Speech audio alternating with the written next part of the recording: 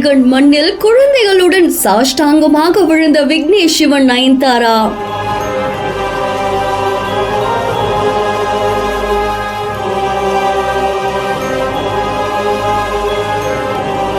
மலைக்கோவிலில் நடந்த நெகிழ்ச்சி சம்பவம்.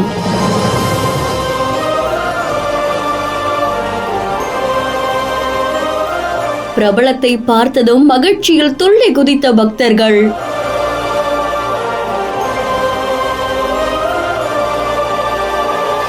பழனி முருகன் கோவிலுக்கு விக்னேஷ் சிவன் நயன்தாரா மற்றும் அவங்களோட 2 குழந்தைகளும் போயிருக்காங்க. அண்ட் குழந்தைகளை தூக்கிட்டு ரொம்ப அழகா கோயிலை சுத்தி வலம் வந்திருக்காங்க.